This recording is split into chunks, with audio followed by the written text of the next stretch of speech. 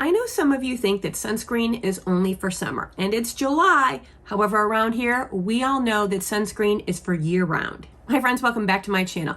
Last year I did a sunscreen video, and it's done pretty well for my little baby channel.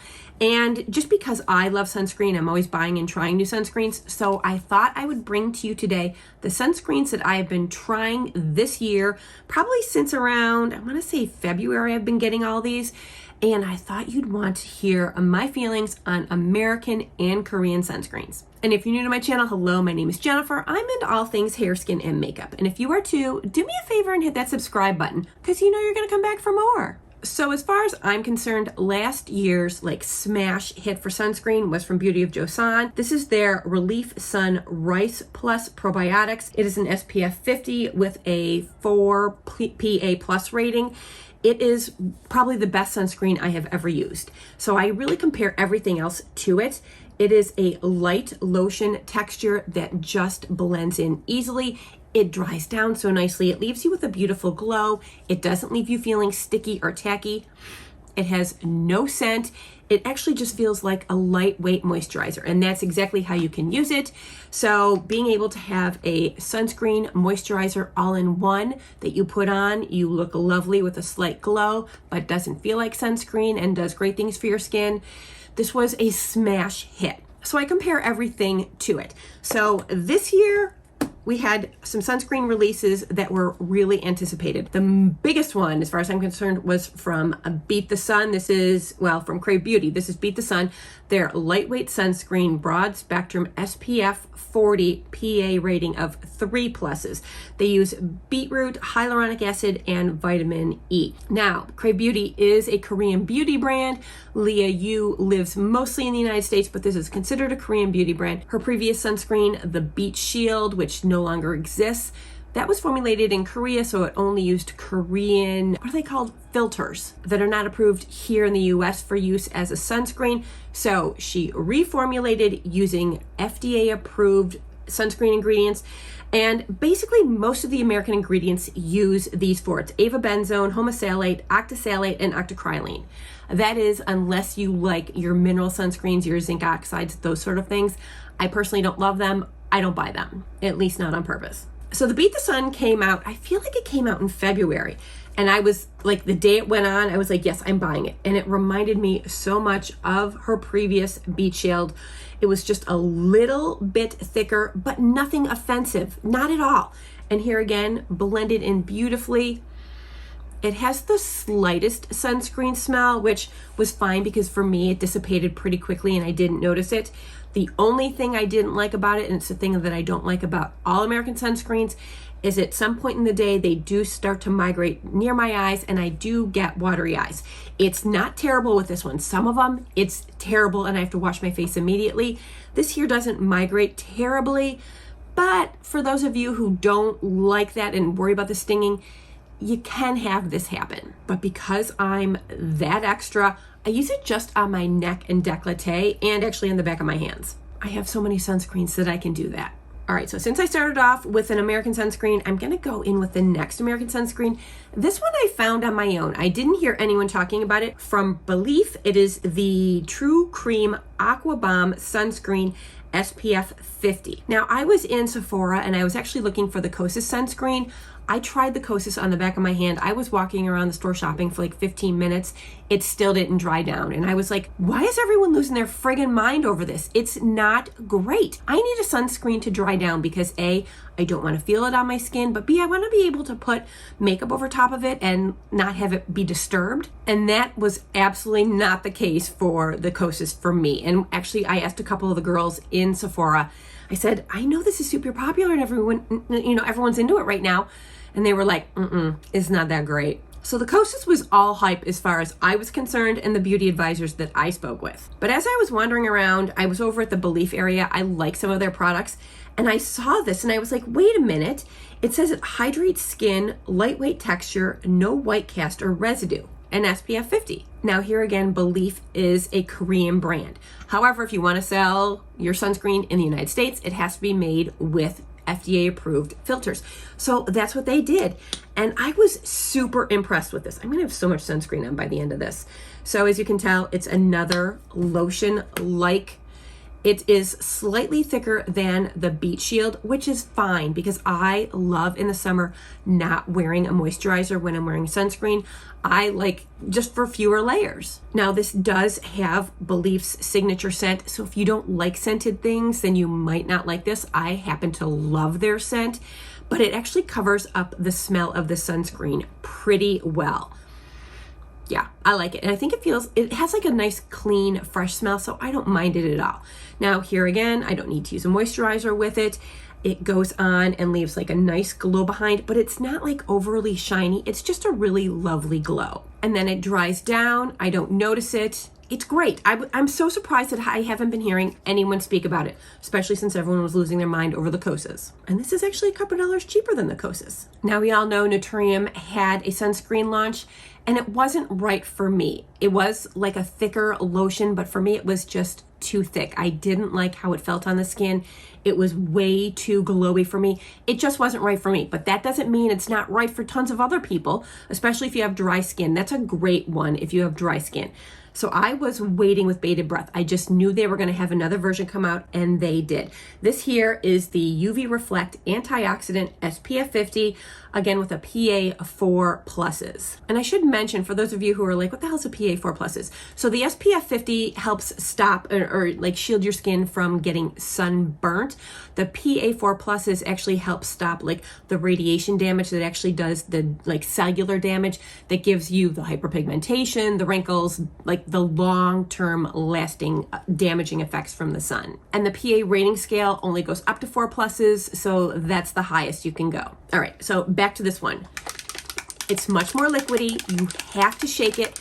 And for me, it reminded me of one that I used last year. Let me quick get it. The one from Anessa. This is their Perfect UV Sunscreen Skincare Milk. Here again, this is one that you shake up. And I thought that this was great for people with oily skin because it actually has like little like tiny powders in it that help it dry down and give a matte appearance to your skin.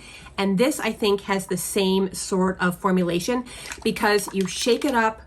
When I put it on, it is a very lightweight lotion, which is great. It goes on really nicely. So when you're rubbing it in, it does feel oily, which I thought was kind of weird because I don't want to feel something that is like oily and slippery on my skin. But this has some sort of like miraculous conversion where it dries down to a natural finish. Your skin doesn't look glowy. It doesn't look matte. It just looks natural and you don't even notice it. However, for me, I find it takes about 10 minutes for it to completely dry down and for me to not notice it, which isn't a big deal. I put it on, I go do some other things, and if I'm heading out, then I'm good to go. Or if I'm gonna put my makeup on, then I'm good to go. I was really surprised. Now, here again, it's all US approved ingredients, avobenzone, homosalate, and octisalate. And they say our sheer sunscreen is formulated with organic chemical sunscreen filters that reflect broad spectrum UVA, UVB rays.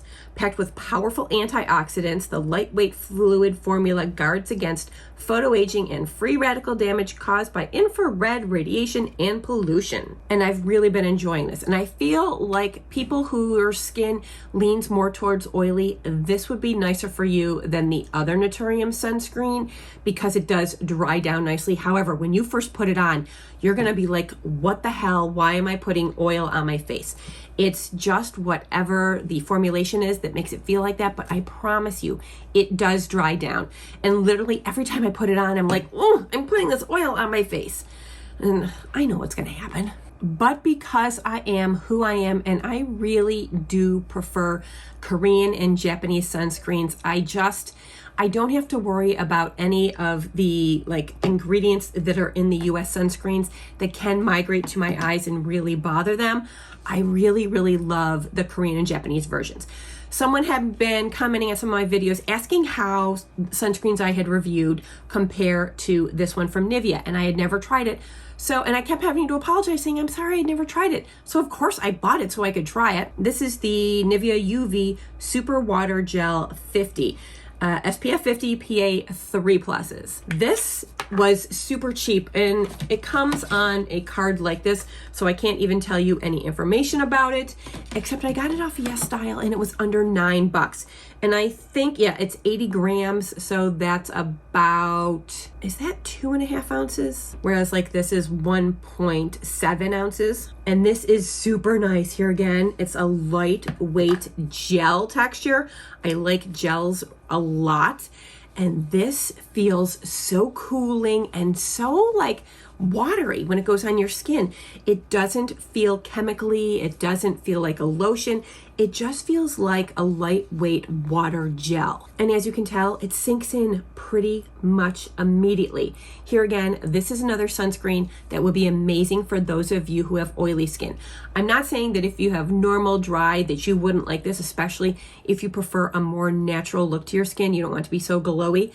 This is friggin' fantastic. So for my oily skin people, these are the two I recommend, the Naturium and the Nivea. But because you can't get the Nivea in the United States unless you purchase through a site like Yes Style, probably Soko Glam, what's that, Korean Style. There's a bunch of sites you can get it from. You're just not gonna be able to get it on the store shelves here. But for those of us who want a more hydrating sunscreen, I picked up from BLab. This is the Matcha Hydrating Real Sunscreen, SPF 50, PA 4+. This says very high protection. It uses, where's the box? Very high protection. This gentle daily sunscreen contains 4 cooling ingredients and green tea extract with excellent soothing abilities to calm UV irritated skin and leave a moisturizing finish without any white cast or stickiness. And even though this is a Korean brand, it does have homosalate in the, what is it, like the 5th ingredient, but it also has camellia leaf extract, which is soothing and hydrating. This here I've been loving again because you know how much I just want like a 2-in-1 for my sunscreen. Lightweight, moisturizing, sun protection at SPF 50. I love it. For me, it's pretty much a tie between the BLab and the Beauty of Joseon. I think they're both fantastic. But I get it. There's a lot of you who don't purchase or want to purchase from Korean sites. I would highly recommend you take a look at Yes Style because the prices on there are amazing. My order actually came in 5 days. Now I did order enough so I could get the expedited shipping because that's just how she shops. And it's not like I needed the sunscreen because as we can tell, well, I had others and I still had some that I hadn't used up. The girl just like collects sunscreen at this point. I almost feel like you can really never go wrong picking up sunscreens from Korea or Japan, especially if you're one of those people who just doesn't like using sunscreen. Think of it as using a beauty fluid. You won't feel it on your skin. It'll look nice, but it'll protect you from the sun. And we all need protection from that bitch because she's mean. But if you're like, nah, I can't be bothered, these 3 ones that are American brands you can get easily. Now, the Beat the Sun you're going to have to get from the Crave Beauty website. Belief, like I said, you can get in Sephora. And Naturium's right now is only on the website, but I believe it's going to be in Target stores soon, so keep your eye out there. But if you're like, I don't want to have to be worried whether or not my skin is oily, dry, combo, whatever the hell it is, I would 100% recommend the Beauty of Joseon. I think it is quite possibly the most perfect sunscreen ever invented. That's not hyperbole. Like, this shit is great. All right, you guys, so that's it for my current roundup of my favorite American and Asian sunscreens that I'm using and loving. I will, of course, leave all these linked in the description box below. All right, you guys, as always, I want to thank you so much for being with me, and I'll see you real soon.